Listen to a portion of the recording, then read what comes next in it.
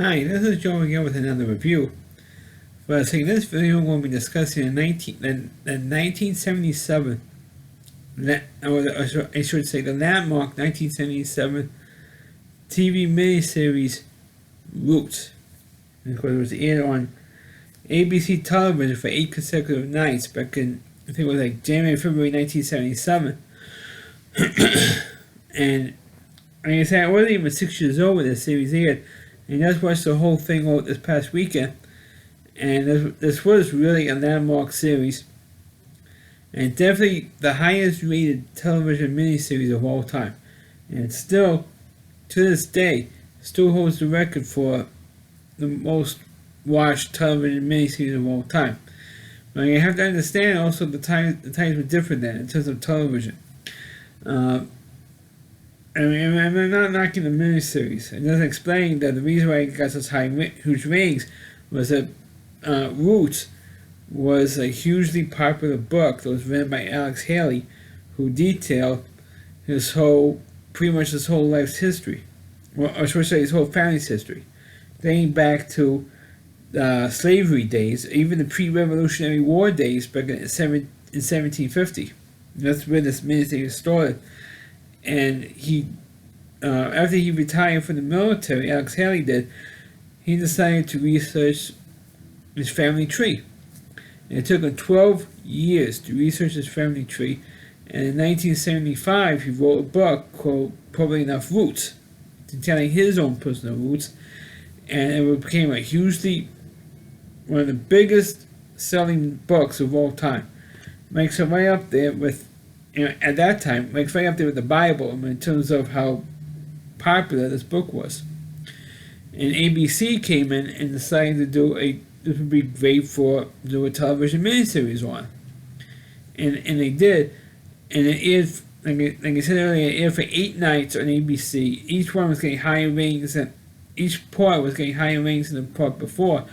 And the last part, the 8th part, which I'm not sure the date it aired. So I know it is February 1977, but I forgot the actual date. If it was on Sunday night or whatever. I think it was like, at the time it was like the 3rd highest rated program like for years. I mean in terms of, I'm talking about a non-Super Bowl event. Now the Super Bowl constantly gets over 100 million people to watch, and for a regular television, a non-sporting event, it almost ranks right up there with the last episode of MASH. I mean, that's how, and MASH got like 102, 103 million people watching the last episode of MASH. And the last episode of Roots, in 1977, almost does as much. And I think MASH actually beat that. And the thing is that you had some great actors in this thing. Of course, it really introduced the world to LeVar Burton, who played Kunta Kinte, who was really the forefather of Alex Haley's whole family. And they showed how he was born, that LeVar Burton was playing a cat. I mean, at the time, he was like 20 years old when this thing, it was like maybe like 19. If that. I think he was still maybe 19 years old when this thing aired. And he played the younger version of Kunta Kinte as a teenager and maybe like a 16-year-old kid. And it did show how he got captured by slave traders, and how he was brought to the United States. Well, it wasn't even really called the United States at that time. I think it was about 1860, in the 1860s, really. It was like 1865 or 66. When he was brought to the United States on a slave ship. And the captain of the slave ship was played by Ed Asner, playing the captain of the ship. And was brought to America. It wasn't even called the United States, it was called America. And how he got bought, how he was auctioned off, how he was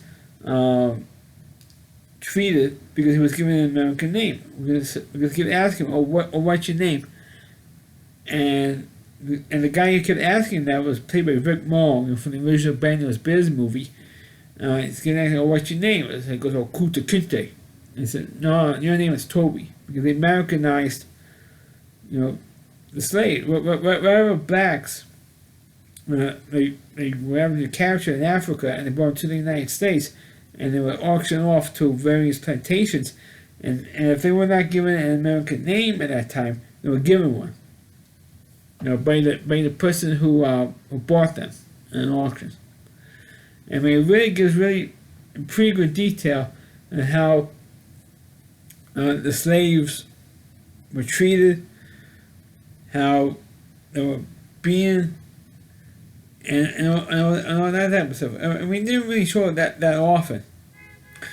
But one thing, before I continue, the one thing I'm surprised of is how they actually show nudity in this thing. I mean, it's not just saying men without topless. They also show women topless in this thing. But it's kind of, I'm talking about the scenes when they were in Africa before Kuta Kinte was captured, and when the slave traders brought to the United States, how some of the women were topless. And I was surprised that ABC would even allow, true it was 1977, even in 1977 audiences, you never saw women topless on television. Unless they were in a bikini or in a bra and they were covered. Like on shows like on a Love Boat or something like that, or on an episode of Happy Days when they went to California and you see Johnny in a bikini. You never see a woman topless ever. Not even in a soap opera. You never see a woman's breasts exposed on television. You never did. Even on a soap opera. Because it was daytime TV and the family kids would see it. But on Roots, they have women walking around topless, which I was surprised. To see that. I mean, to me that shocked me. I had to see women topless, and that itself doesn't shock me. But to see it on a miniseries back in 1977, them actually showing it, that was surprising. But one thing that it did show how rough it was on a slave ship. When slaves were transported from Africa to America, to see how rough and how bad the conditions were on the slave. I mean, it didn't show it enough how rough it really was. Kermit Wood. I mean, sure, if this was made today in 2020 instead of back in 1977, it would have been more graphic. I felt that way. And so Kuta Kinte, in one of his other trade, he recognized it because he was being trained as a man, and he had to wrestle this guy. Both of them were captured, and on the same ship. And of course, this whole storyline with Ed Asner, there's a Christian ship, and you know what? The men that have sex or to fornicate with the female slaves, they have to rape or even have street sex with the women there. And his first mate gets one of the female slaves and says, "Here, Captain, there's one for you," and that was kind of disturbing. But I know I have to move on with the other parts, but if I go on every part that's going to bore you to death, I'm going to be talking for like 2 hours. Describe every part, so I don't want to do that. But the whole series, especially when you go to the United States, of course, after the first 2 episodes, Kuta Kinte was played in the next 2 parts by John Amos, because he had to be like older.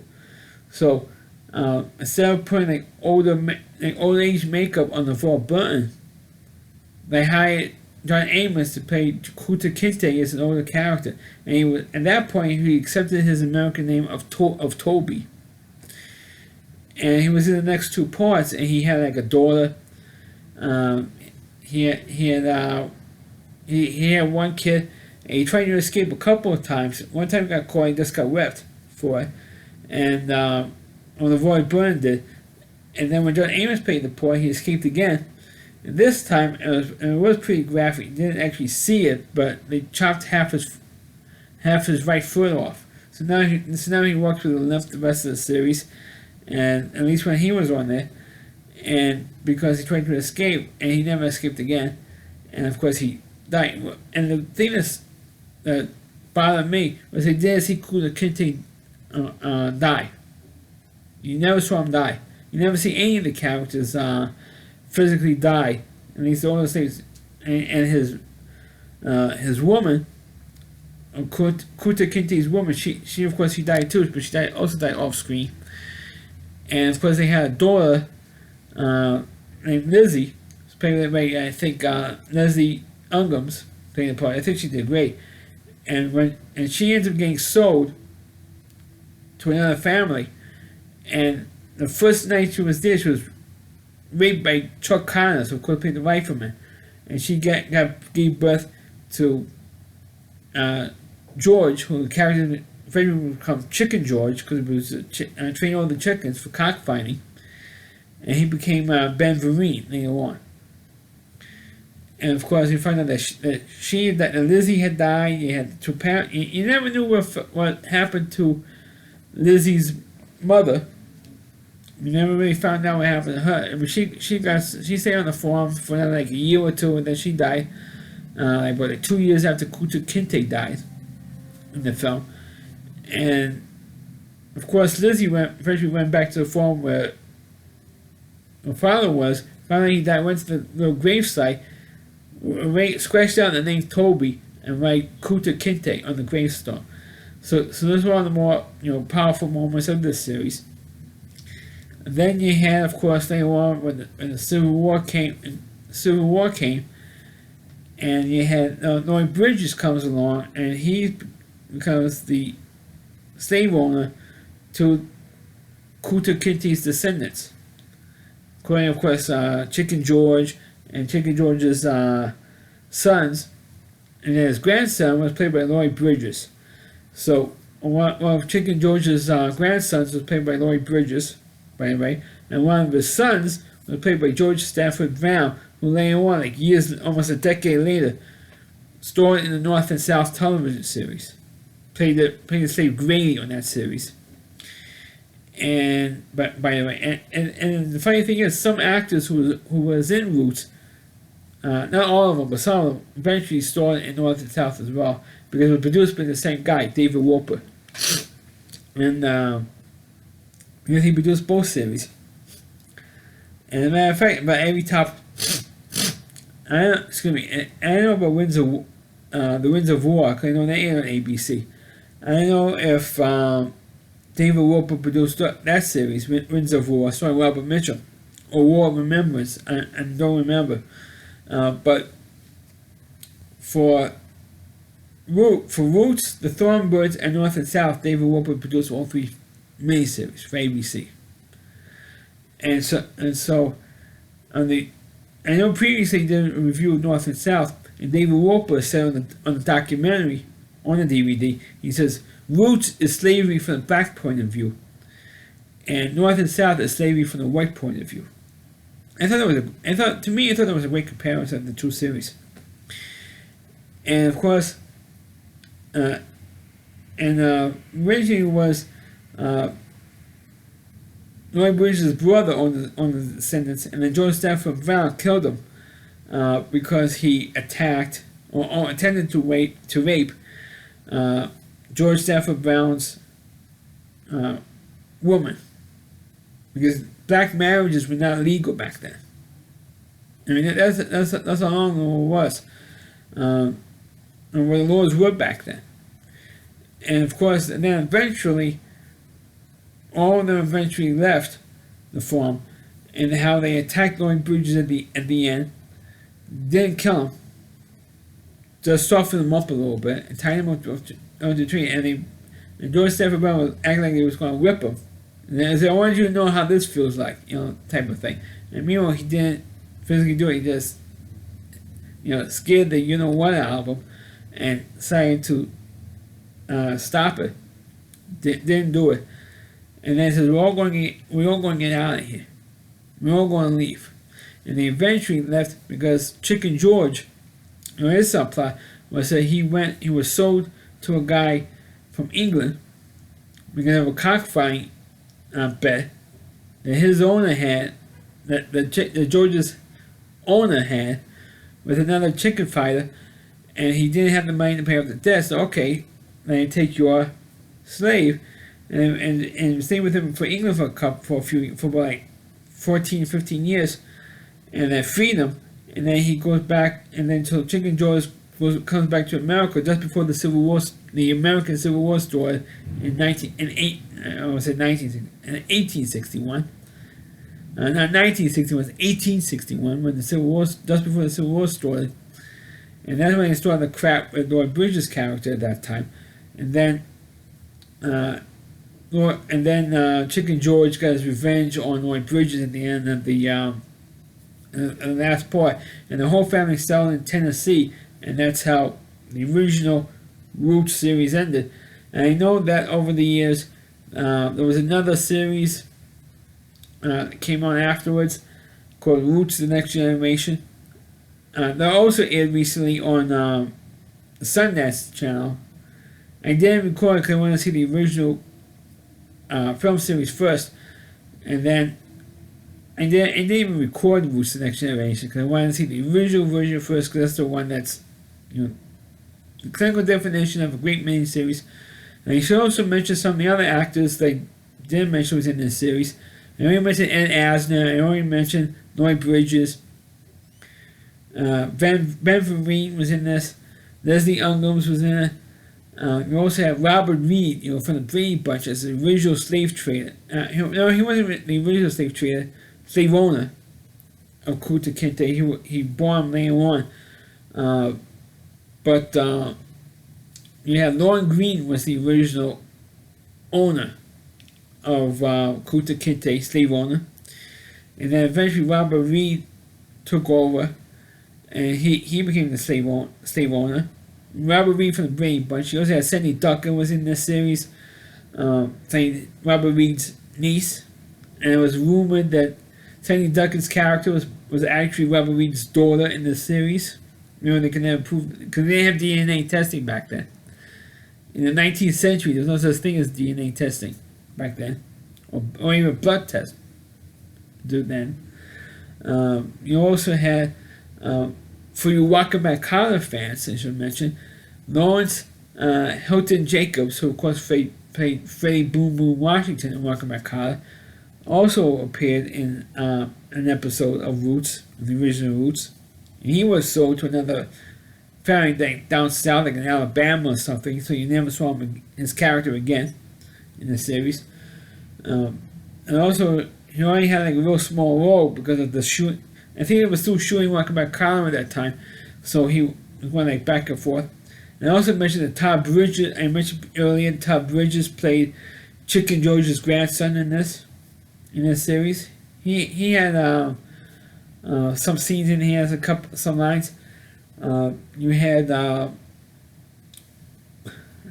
so many great. You had John Amos, as I mentioned, and this was his professional debut actually with LeVar Burton, and this was a character that made LeVar Burton's career. And 10 years later, he starred in. He wasn't even 30 yet when we just turned 30. When he got cast in Star Trek: The Next Generation. So between that and that, he also did Reading Rainbow on PBS. So around the time he got cast as Geordi LaForge in Star Trek. So he has so many great. You also had Lou Gossett Jr. I forgot to mention Lou Gossett Jr. in this thing. He was in. So just about every great black character actor was in this thing. Except even actors who weren't established yet, like Todd Bridges and LeVar Burton, were cast. I know I mentioned them a couple of times already. Sandy Duncan, who was already established, was in it. Lorne Greene. I know I'm blanking out here. But there was one character actor who played a sheriff who was in an episode of Buck Rogers. You had so many great actors in this series, and this set this tone for other miniseries that hired great have an all-star cast in them. I think Roots did set the tone for that, in terms of hiring an all-star cast, or maybe, and also casting actors who weren't yet established yet, like North and South. They had Patrick Swayze, even though he only did 2 very popular movies. At the time he did North and South, he wasn't a big star then when he did that, and so was most of the people in North and South was not big stars then. Until, of course, after North and South, and most of them became big stars after that. But I still think the Roots set the tone for the great miniseries. And nowadays, you don't have a great miniseries anymore, unless there was some documentary on cable. So that's my review of the 1977 miniseries Roots. Please click on the video, please rate it. Please subscribe to my channel. Please forward this video on their Facebook pages. You can check out all my reviews on my YouTube channel at rallyc.com. That's all WDY. LastC.com. That's the homepage of the rally reviewer Christine Moore. And please check out all of his videos on his website. Thanks for watching. Catch you next time.